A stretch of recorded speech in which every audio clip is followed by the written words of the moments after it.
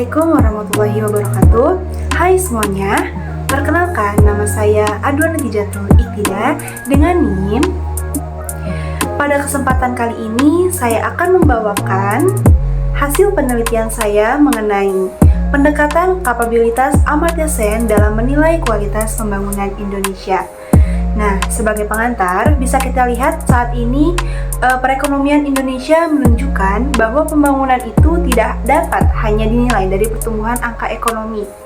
Berbagai tantangan seperti inflasi, kesenjangan sosial, akses pendidikan, dan kesehatan yang belum merata, itu dapat menunjukkan bahwa kualitas pembangunan harus dilihat dari sejauh mana sih masyarakat itu dapat hidup layak dan memiliki kebebasan nyata dalam menentukan pilihan hidupnya. Nah, pemikiran inilah yang menjadi landasan dari pendekatan kapabilitas Amartya Sen, yang dimana pendekatan ini tuh memfokuskan pembangunan pada perluasan kesempatan dan kebebasan individu, bukan sekedar pada peningkatan pendapatan. Pembangunan nasional selama ini sering dinilai melalui indikator ekonomi seperti PDB. Namun, pertumbuhan ekonomi tersebut tidak selalu menggambarkan peningkatan kualitas hidup masyarakat. Indonesia masih menghadapi ketimpangan sosial antar wilayah, terbatasnya akses pendidikan, serta layanan kesehatan yang belum merata. Kondisi ini menunjukkan bahwa pembangunan perlu dianalisis dari dimensi yang lebih manusiawi, bukan hanya dari angka ekonomi. Nah, untuk itu, pendekatan kapabilitas Amartya Sen yang menekankan bahwa pembangunan itu harus dilihat dari perluasan kebebasan dan kesempatan hidup masyarakat. Pendekatan ini relevan untuk menilai kualitas pembangunan Indonesia karena Indeks Pembangunan Manusia atau yang bisa kita sebut IPM itu mengalami, meskipun peningkatan setiap tahun, disparitas antar wilayah dan kelompok pendapatan juga masih tinggi. Nah, maka dengan latar belakang tersebut, penelitian ini bertujuan untuk yang pertama, menganalisis kualitas pembangunan Indonesia melalui pendekatan kapabilitas. Yang kedua, menilai sejauh mana indikator pembangunan manusia mencerminkan perluasan kapabilitas. Yang ketiga, mengidentifikasi faktor-faktor penghambat penerapan pendekatan kapabilitas dalam kebijakan pembangunan nasional. Maka dari itu, kita akan bahas selanjutnya. Pembahasan yang pertama itu mengenai bagaimana sih pendekatan kapabilitas Amartya Sen menjelaskan kualitas pembangunan di Indonesia. Pendekatan kapabilitas Amartya Sen menjelaskan bahwa kualitas pembangunan ini tidak dapat diukur hanya melalui pertumbuhan ekonomi, tetapi harus dilihat dari kemampuan masyarakat untuk memiliki kebebasan substansif dalam hidup mereka sendiri. Dalam konteks Indonesia, pertumbuhan ekonomi yang stabil belum cukup mencerminkan peningkatan kesejahteraan apabila masyarakat belum memperoleh akses yang merata terhadap pendidikan, kesehatan, dan kesempatan ekonomi. Nah, ketimpangan antar wilayah ini memperlihatkan bahwa perluasan kapabilitas itu belum terjadi secara merata. Banyak daerah dengan infrastruktur dasar yang masih minim, sehingga masyarakat juga sulit untuk mengembangkan potensinya.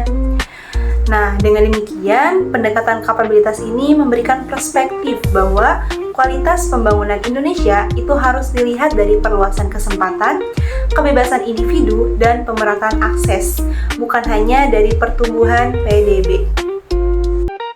Pembahasan yang kedua mengenai sejauh mana sih indikator pembangunan manusia mencerminkan perluasan kapabilitas warga negara.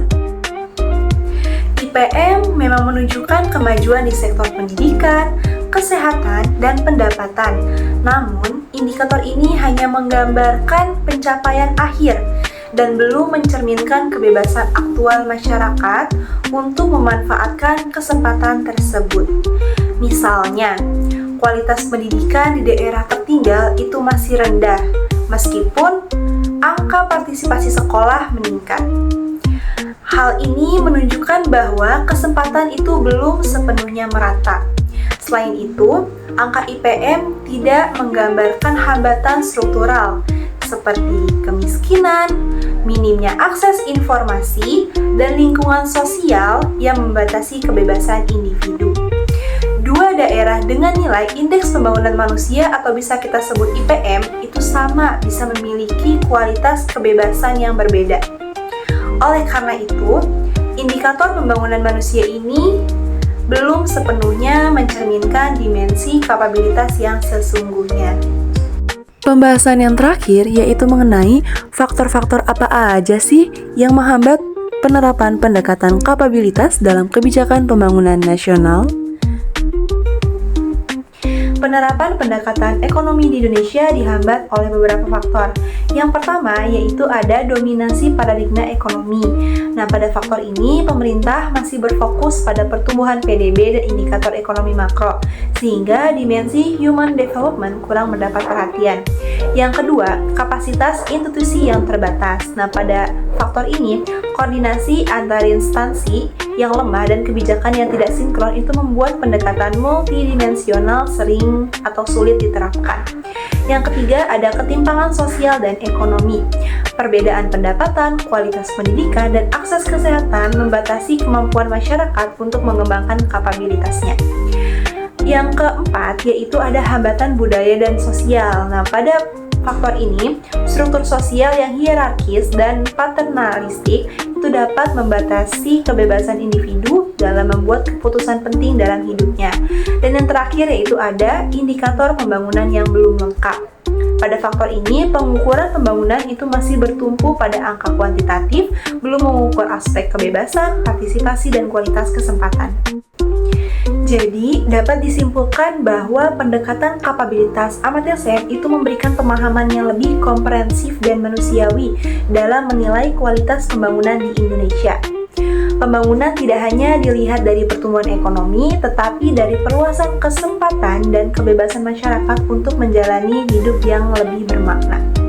Meskipun IPM Indonesia terus meningkat, indikator tersebut belum sepenuhnya mencerminkan pemerataan kapabilitas karena masih adanya kesenjangan sosial dan hambatan struktural. Diperlukan transformasi kebijakan publik agar pembangunan nasional itu benar-benar berorientasi pada manusia dan mampu menciptakan keadilan, inklusif, serta keberlanjutan. Baik, sekian penjelasan dari saya. Assalamualaikum warahmatullahi wabarakatuh.